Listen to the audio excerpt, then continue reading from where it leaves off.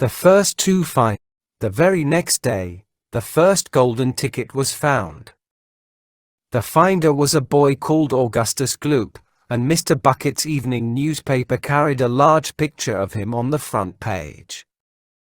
The picture showed a 9-year-old boy who was so enormously fat he looked as though he had been blown up with a powerful pump.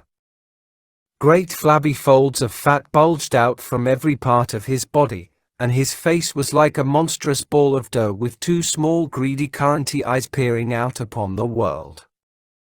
The town in which Augustus Gloop lived, the newspaper said, had gone wild with excitement over their hero.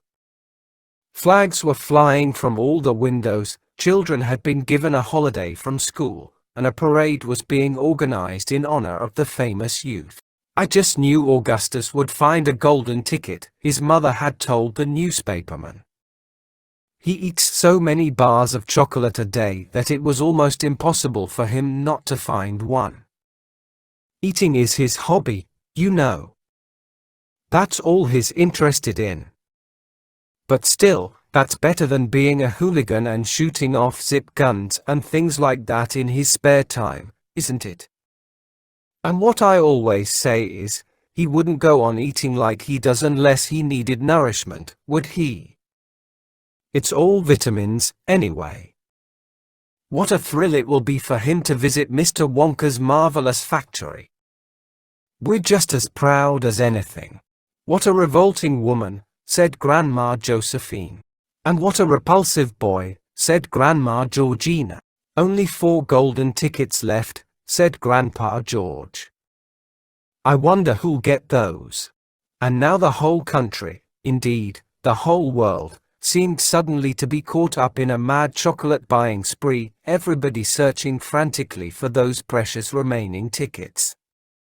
Fully grown women were seen going into sweet shops and buying 10 Wonka bars at a time, then tearing off the wrappers on the spot and peering eagerly underneath for a glint of golden paper. Children were taking hammers and smashing their piggy banks and running out to the shops with handfuls of money. In one city, a famous gangster robbed a bank of £1,000 and spent the whole lot on Wonka bars that same afternoon. And when the police entered his house to arrest him, they found him sitting on the floor amidst mountains of chocolate, ripping off the wrappers with the blade of a long dagger. In far-off Russia, a woman called Charlotte Russ claimed to have found the second ticket, but it turned out to be a clever fake. The famous English scientist, Professor Foulbody, invented a machine which would tell you at once, without opening the wrapper of a bar of chocolate, whether or not there was a golden ticket hidden underneath it. The machine had a mechanical arm that shot out with tremendous force and grabbed hold of anything that had the slightest bit of gold inside it, and for a moment, it looked like the answer to everything.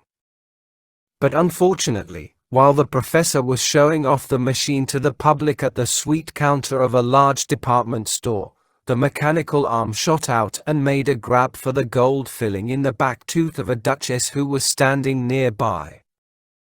There was an ugly scene, and the machine was smashed by the crowd. Suddenly, on the day before Charlie Bucket's birthday, the newspapers announced that the second golden ticket had been found. The lucky person was a small girl called Veruca Salt who lived with her rich parents in a great city far away. Once again Mr. Bucket's evening newspaper carried a big picture of the finder. She was sitting between her beaming father and mother in the living room of their house, waving the golden ticket above her head, and grinning from ear to ear. Veruca's father, Mr. Salt, had eagerly explained to the newspaperman exactly how the ticket was found. "You see, boys," he had said, "as soon as my little girl told me that she simply had to have one of those golden tickets, I went out into the town and started buying up all the Wonka bars I could lay my hands on. Thousands of them, I must have bought. Hundreds of thousands. Then I had them loaded onto trucks and sent directly to my own factory. I'm in the peanut business, you see, and I've got about 100 women working for me over at my place, shelling peanuts for roasting and salting. That's what they do all day long, those women, they sit there shelling peanuts. So I says to them, okay, girls, I says, from now on, you can stop shelling peanuts and start shelling the wrappers off these chocolate bars instead. And they did. I had every worker in the place yanking the paper off those bars of chocolate full speed ahead from morning till night. But 3 days went by, and we had no luck. Oh, it was terrible. My little Veruca got more and more upset each day, and every time I went home she would scream at me, "Where's my golden ticket? I want my golden ticket." And she would lie for hours on the floor, kicking and yelling in the most disturbing way. Well, I just hated to see my little girl feeling unhappy like that, so I vowed I would keep up the search until I'd got her what she wanted. Then suddenly, on the evening of the 4th day, one of my women workers yelled, "I've got it! A golden ticket!" And I said, "Give it to me, quick," and she did, and I rushed it home and gave it to my darling Veruca, and now she's all smiles, and we have a happy home once again. "That's even worse than the fat boy," said Grandma Josephine. "She needs a really good spanking," said Grandma Georgina. "I don't think the girl's father played it quite fair, Grandpa, do you?" Charlie murmured. "He spoils her," Grandpa Joe said. "And no good can ever come from spoiling a child like that, Charlie, you mark my words." "Come to bed, my darling," said Charlie's mother. "Tomorrow's your birthday, don't forget that, so I expect you'll be up early to open your present." "A Wonka chocolate bar," cried Charlie. "It is a Wonka bar, isn't it?"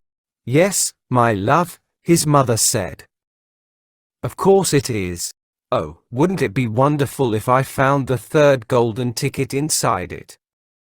Charlie said. "Bring it in here when you get it," Grandpa Joe said. "Then we can all watch you taking off the wrapper."